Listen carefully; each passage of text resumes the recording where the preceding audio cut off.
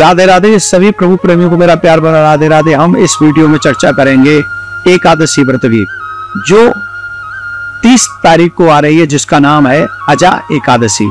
अजा एकादशी का विशेष महत्व माना जाता है। धार्मिक मान्यताओं के अनुसार इस एकादशी का व्रत रखने से तथा दान देने वाले व्यक्ति सभी संसारिक सुखों को भोगने के बाद विष्णु लोक को प्राप्त कर जाते हैं।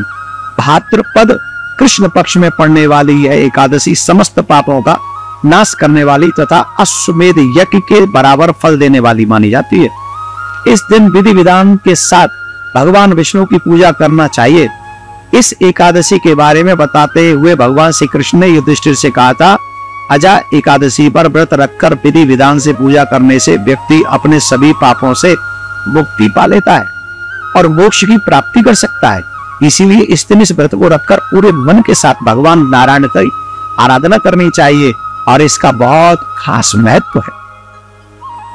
अजा एकादशी व्रत की जो कथा है वो पुराने काल में भगवान श्री राम के वंश में अयोध्या नगरी में एक चक्रवर्ती राजा हरिश्चंद्र के नाम से जाने जाते थे। राजा ने अपनी सत्यनिष्ठा और ईमानदारी के लिए बहुत प्रसिद्धि प्राप्त की थी।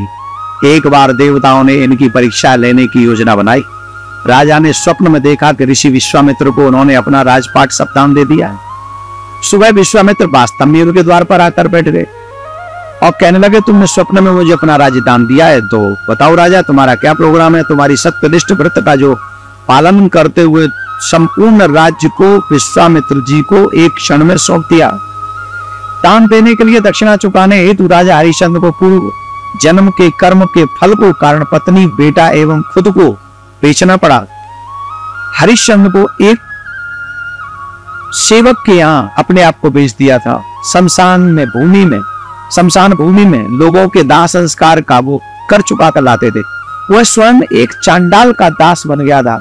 उसने एक चांडाल के यहाँ वस्त्र लेना, कफन लेना, कर लेने का काम किया था, किंतु उसने इस आपत्ति भरे काम से भी अपने सत्य को छोड़ा नहीं था। जब इसी प्रकार उसे कई वर्ष बीत गए तो उसे अपने नीच कर्म पर बड़ा दुख हुआ और वह इससे मुक्त होने के उपाय खोजने लगा। वह सदैव इसी चिंता में रहने लगा, राजा कि मैं क्या करूं जिससे इस कर्म से मुझे मुक्ति पाऊं।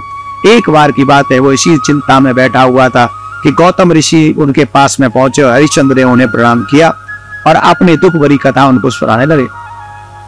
राजा हरिश्चंद्र की दुख भरी कहानी सुनकर महर्षि गौतम भी अत्यंत दुखी हो गए और उन्होंने राजा से कहा कि राजन, भादो माह के कृष्ण पक्ष की एकादशी का नाम अजा है। तुम उस एकादशी व्रत को विधिपूर्वक करो तथा रात्रि को जागरण करो, इससे तुम्हारे सभी पाप नष्ट हो जाएंगे। महर्षि गौतम इतना कहकर आलोक हो गए, चले गए।